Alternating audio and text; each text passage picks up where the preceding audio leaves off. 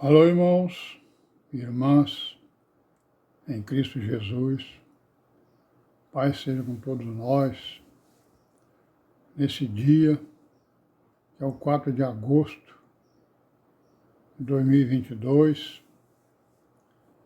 Vamos dar graças a Deus, por tudo, que Ele tem nos dado de graça, sem nenhum merecimento da nossa parte.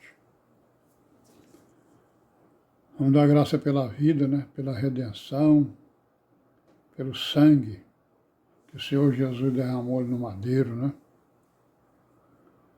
pela redenção, pelo pão de cada dia, pelos livramentos que o Senhor nos dá, cotidianamente, durante todo o tempo da nossa vida, desde o ventre da nossa mãe, até a nossa morte aqui na Terra, E graças a Deus, E para quem acredita na outra vida como nós, estamos aqui nos preparando para que possamos gozar, das promessas da vida futura. Mais uma vez, graças a Deus. Mais uma vez, orações, irmão? Vigilância, obediência, procura, meditação, Procura do aperfeiçoamento no entendimento e nas práticas, Imitando as virgens prudentes, que ouvem a palavra, e a põem em prática. Mais uma vez, graças a Deus. E nas nossas orações, não devemos esquecer, de pedir para a igreja, para que o Senhor Deus de Israel possa proteger a sua congregação aqui na terra, Que Ele possa nos proteger de todo o mal, irmãos? Nos proteger dos espíritos malignos, nos proteger de nós mesmos, Das nossas concupiscências, vaidades, maus desejos, maus pensamentos, más palavras, más ações, Então que Ele nos guie, a sua congregação, que Ele guie a sua congregação, pelas veredas direitas, pelas veredas das virgens prudentes. E amém, irmãos? Graças a Deus. Vamos continuar aí, com o nosso vídeo aí, falando um pouco aí dessa história, do cristianismo. Também já estamos falando também da história da igreja, porque nós estamos, Nós que nos queixamos de ser membros da igreja, nós estamos vivendo num mundo onde as religiões estão aí em profusão, Em cada esquina que a gente vai tem uma religião diferente. Umas falando em nome de Jesus, as outras falando em nome de outros deuses, criados pelo homem, E a igreja falando em nome do Deus que criou os céus e a terra e do seu Filho Jesus Cristo, que redimiu, as criaturas da criação. Então, irmãos, essa nossa pequena história aí, que a gente está traçando, tem muito a ver com várias passagens das Escrituras, conforme nós já vimos aí nos desígnios de Deus, Falando aí rapidamente sobre os desígnios de Deus,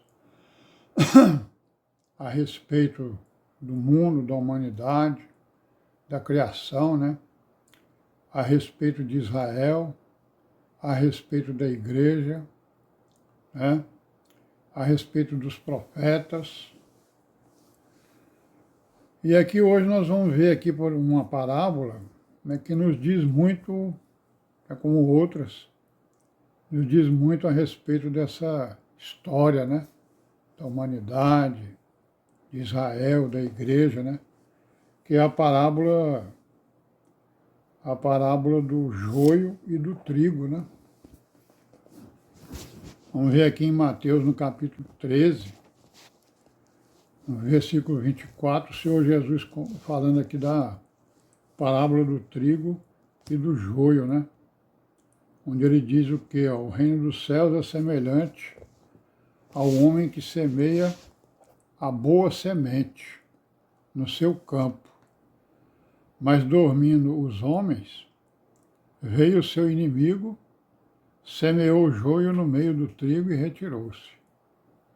Quando a erva cresceu e frutificou, apareceu também o joio. E o servo do pai de família, indo ter com ele, né? Disseram-lhe, Senhor, não semeaste tu no teu campo boa semente? Porque tem então joio? E ele disse, um inimigo é quem fez isso. E os servos lhe disseram, queres, pois, que vamos arrancá-lo? Porém ele disse, não, para que ao colher o joio, não arranqueis também o trigo com ele.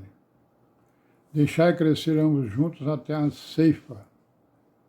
Por ocasião da ceifa direi aos ceifeiros, colhei primeiro o joio e atai em molhos para o queimar, mas o trigo ajuntai no celeiro.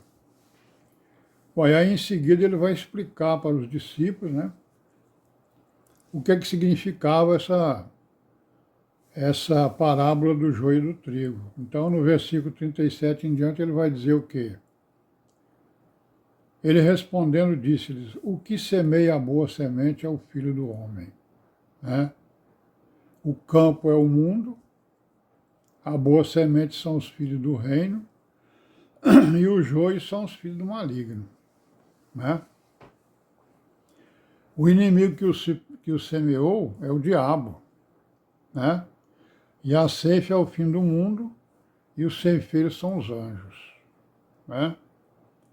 Assim como o joio é colhido e queimado no fogo, assim será na consumação deste mundo. Mandará o Filho do Homem os seus anjos, e eles colherão do seu reino tudo o que causa escândalo, né? E os que cometem iniquidade. Lançá-los-ão na fornalha de fogo. Ali haverá pranto e ranger de dentes. Então os justos resplandecerão como o sol no reino de seu Pai. Quem tem ouvidos para ouvir, ouça. Né? Quem tem ouvidos para ouvir, ouça. Então nós vemos aqui, né, que o Senhor Jesus resumiu, sintetizou, né, exatamente a história da humanidade, de Israel, da igreja, né? Nós estamos vendo aí um pouco a história da igreja, no caso aí da igreja pervertida, né, do evangelho pervertido, que está presente aí no cristianismo. Então esse evangelho pervertido é uma semente podre, né, que o inimigo lançou no campo, que é o mundo, né, para enganar exatamente aqueles, a humanidade de uma forma geral, né. Quer dizer, o cristianismo ele se tornou um aliado da semente do maligno, né? A semente do maligno são todas as religiões, né? Que criaram deuses, criaram lendas, fábulas, né? A respeito da criação, da redenção, né? Da vida eterna, né? E aí o cristianismo ele abraçou o cristianismo pervertido, né? Que apareceu lá no capítulo 15 de Atos dos Apóstolos, com os judeus que não quiseram se submeter aos ensinamentos apostólicos. Então eles abraçaram essa semente do maligno, né? E estão aí, né, fazendo a sua história, digamos assim, né, ao lado do maligno, pervertendo a palavra do Deus vivo, pervertendo, né, as suas obras, pervertendo a obra da redenção, né, irmãos? Que é a obra mais importante que o Deus de Israel fez entre todas, que foi a obra feita pelo seu Filho Jesus Cristo, que derramou ali o seu sangue precioso, né, para a redenção das criaturas, redenção do mundo, que havia abraçado a má semente, né? A semente do maligno. Vamos ficar por aqui hoje, Pai seja com todos nós e amém.